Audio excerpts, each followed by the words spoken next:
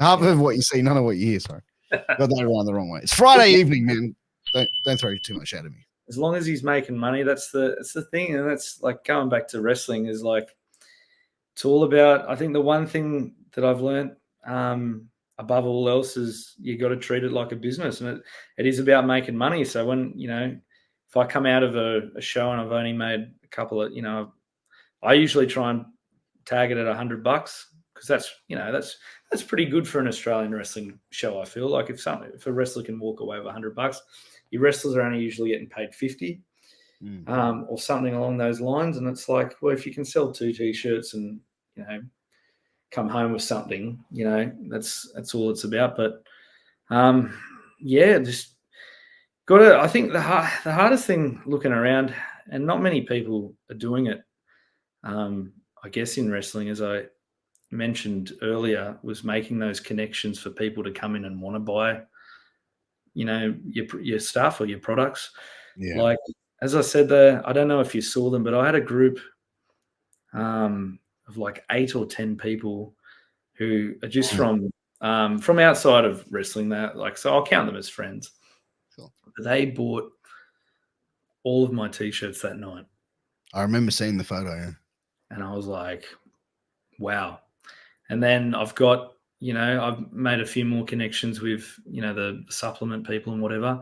She sends me a photo and tags me in it one day, and she's just like, oh, I'm wearing your shirt to work, or I'm wearing the rock and roll shirt to work. And I'm like, it's really, really cool. And that's just, it's all what it's about, really. Yeah. It's just to keep growing that brand and trying to make as much coin as you can. 100%, bro. But like, unfortunately, a lot of people have the motto, I'm not here to make money. I'm here to make friends. That is true. You know what I mean? And that's where, you know what? You can do both. I've made some incredible friends through wrestling. Yeah. I really have. Like, there's obviously yourself.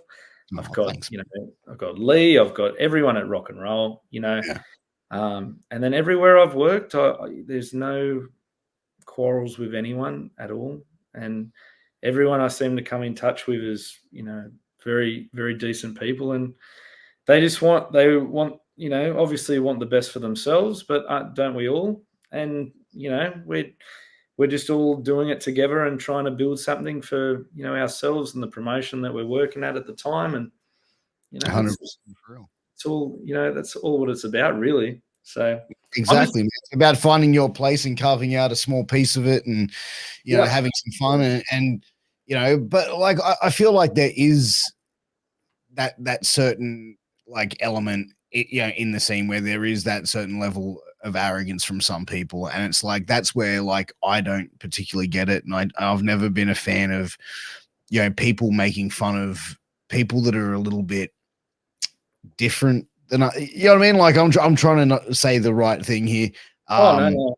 And that's where like I have seen stuff like that in the wrestling business. I've stood up, I've said things to people saying, hey, like, nah, that's not cool. Because like, you know what I mean? Like I feel like for the most part, there's a lot of really cool people in wrestling. I've met a lot of close friends, people I consider, friends for life. So I definitely understand there's a lot of closeness of it, but I don't understand that one small element of it.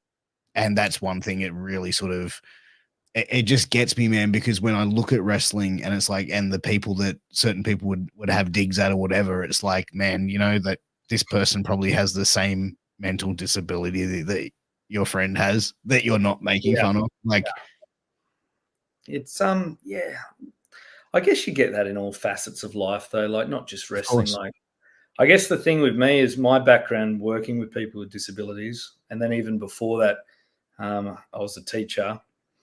I guess I've learnt, not to tone it out as much, but I guess I've learnt what to say and what not to say in different situations.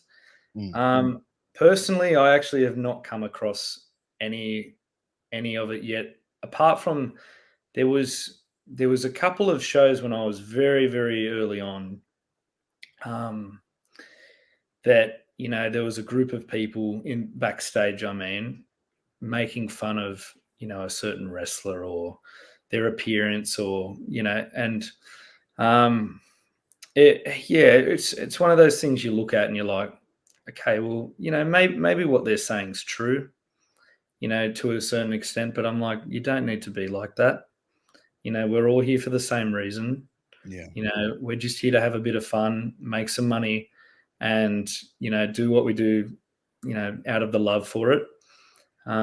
But yeah, no, I 100% agree with you. I'm just lucky, I guess. I've never had that situation or put myself in that situation where anything like that happened. The only time that I guess, and I wouldn't even say I defended someone, or I guess I did, but there was a time I stood up for a wrestler that I thought wasn't getting as treated fairly as he should be. And I just said to him, and I even said it to the promoter as well, I'm like, hey, look, I'm happy to work with him. That means everyone should be happy to work with him.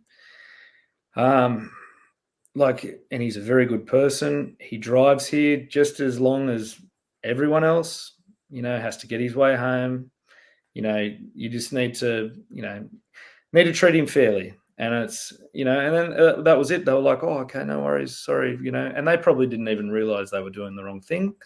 And the guy that I sort of stood up for, he didn't even realize it. So